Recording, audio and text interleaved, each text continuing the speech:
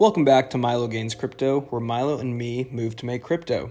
So, you're interested in STEPN, yet you still feel like you need to know more to understand the game and come up with an investment strategy.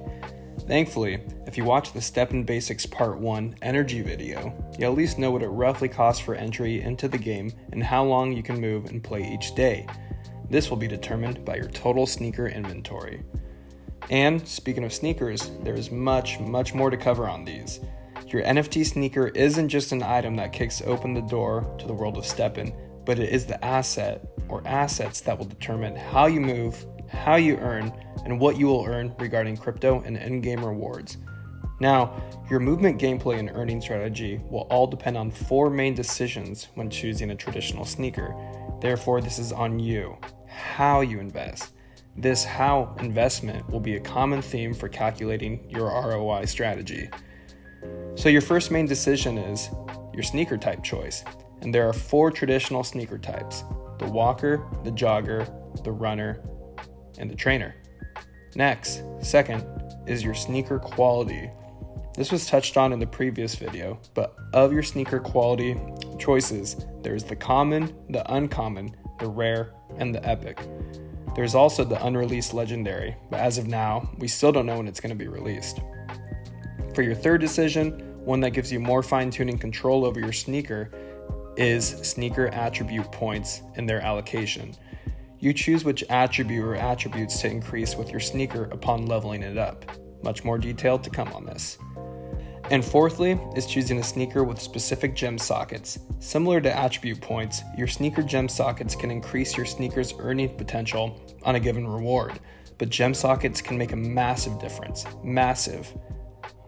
There's a lot with each of these decisions, but for this video, we're going to first cover sneaker type. This is the best place to start because this won't only address your earning potential, but your decision on sneaker type determines how you literally move and engage the game. So first, there's the walker. As is in the name, you earn your crypto and rewards by just walking, not running or jogging, but literally walking. And for this, your STEPN walking allowance speed is between 1 to 6 kilometers per hour. This is perfect if you're just getting on your feet or if you simply enjoy a nice stroll instead of sweating. Second, there is the jogger. Despite its name, the user does not necessarily need to jog to be within the speed requirements. Being that the jogger's speed is between 4 to 10 kilometers per hour, a user can also maintain a hearty, fast-paced walk and comfortably break that 4 kilometer per hour minimum. Milo and I work my jogger quite a bit. Third is the runner. This is for those who love to move and break a sweat. The runner has a flexible speed range from 8 to 20 kilometers per hour. This allows the user to take that well-paced jog or try for that new PR on the track or around the neighborhood. Lastly, of the four traditional sneaker types, there is the trainer. The trainer is the most ideal sneaker because it can move and earn at any speed. You can take a slow stroll or hustle on that last lap around the track. Every step will count. Such freedom, of course, makes this the most expensive sneaker. However, there's an important rule with speed and earnings for the trainer. In fact, this rule does not just apply to the trainer, but it's a general principle for sneaker types and your GST earning yield. More on GST to come. Simply, greater speed equals greater GST earnings. So, while the earning yield difference may not be massive, the walker, being the slowest sneaker, will be the base for GST earning. From there, you can earn more GST with the jogger, and then the runner, and lastly, the trainer at your top speed. But for the trainer, your GST earning potential all depends on your speed between 1 to 20 kilometers per hour. The slower you walk, the less you may earn, and the faster you run, the greater your earnings. Like I said, the trainer can move anywhere between 1 to 20 kilometers per hour, and GST earning yield will increase with speed. It can make as little as a walker or top out slightly above a runner's earning. However, as you consider a sneaker and which is or which are the best for you, know that if you fall out of the speed restriction of any sneaker type, this will penalize and reduce your earnings.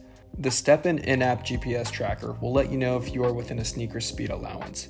Also, even if you have a slower speed sneaker, this does not mean that any walker will always earn less GST than any jogger or any runner, even of the same quality.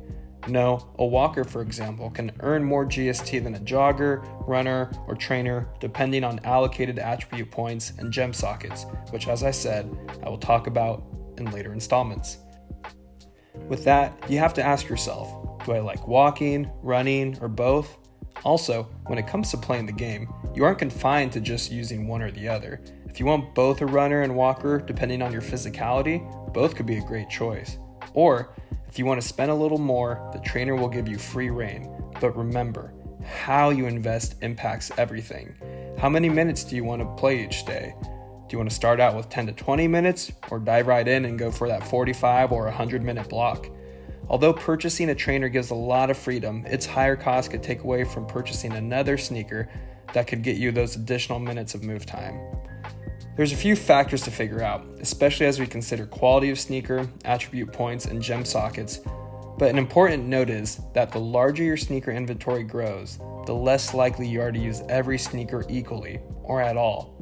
Hopefully, with learning more about sneakers, you'll understand just how many you actually will use, and then the rest can be the cheapest ones on the market to be placeholders for energy.